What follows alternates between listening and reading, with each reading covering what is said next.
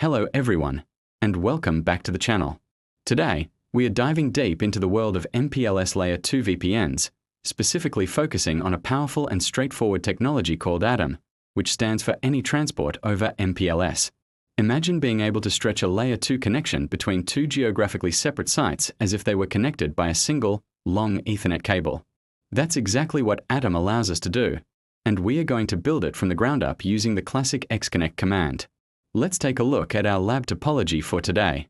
We have a service provider network in the middle, represented by two provider edge routers, PE1 and PE2.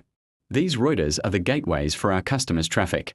Before we jump into the Xconnect configuration itself, there are a few prerequisites.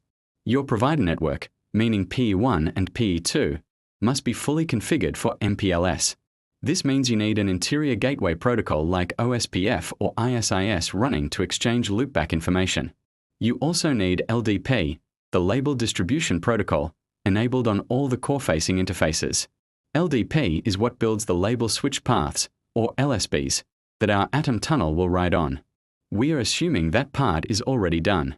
So, PE1 knows how to reach PE2's loopback address, and vice versa, via labeled packets.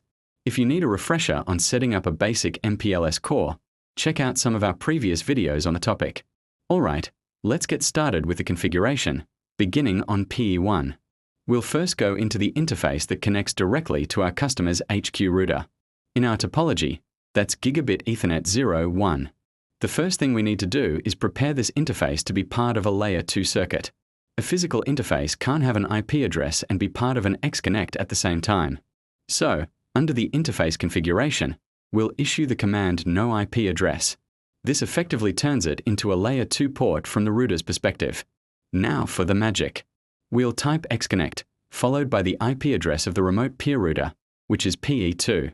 We'll use PE2's loopback address, 2.2.2.2.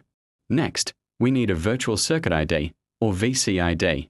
This is just a number that must match on both ends to identify this specific connection. Let's use 100. Finally, we specify the encapsulation type with encapsulation MPLS. So the full command is Xconnect 2.2.2.2 encapsulation MPLS. This command tells P1 to take any frame coming in on Gigabit Ethernet 01, slap an MPLS label on it, and forward it across the core towards 2.2.2.2.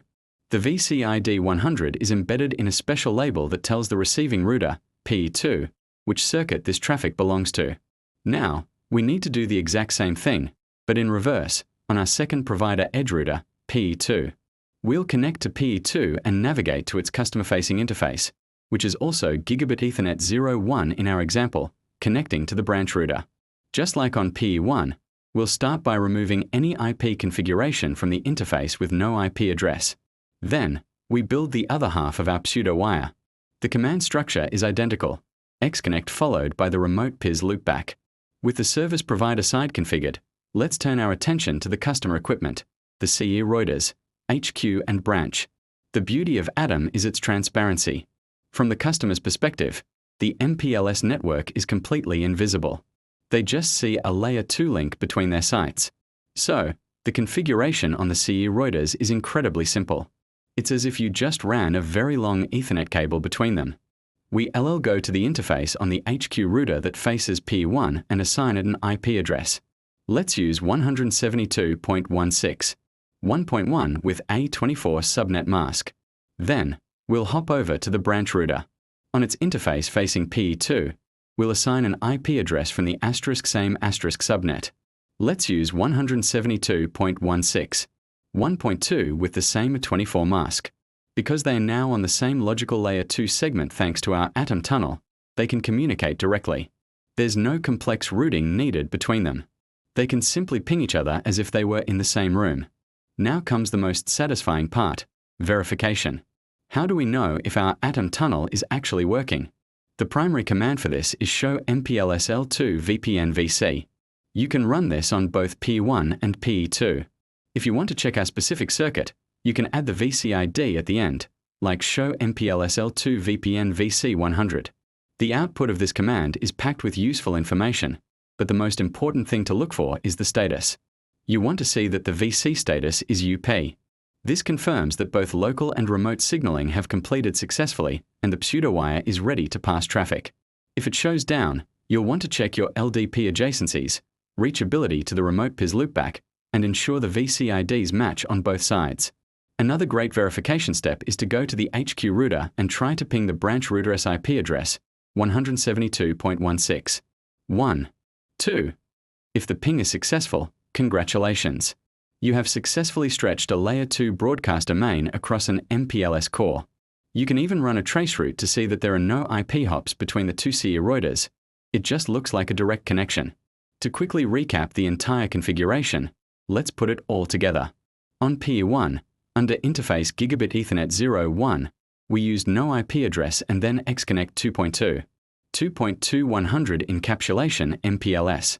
On PE2, under its interface Gigabit Ethernet 0.1, we used no IP address and Xconnect 1.1. 1.1100 encapsulation MPLS. Remember, 1.1. 1.1 and 2.2. 2.2 are the loopbacks, and the VCID 100 must match.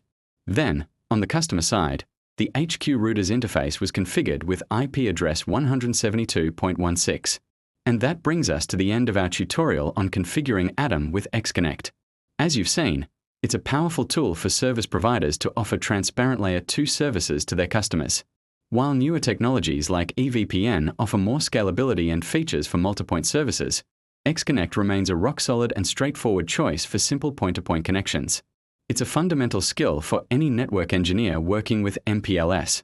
I hope this walkthrough was clear and helpful. If you have any questions, feel free to drop them in the comments below. We do our best to answer every single one. Thank you so much for watching. If you found this video valuable, please give it a thumbs up and don't forget to subscribe to the channel for more deep dives into networking technologies. We'll see you in the next one.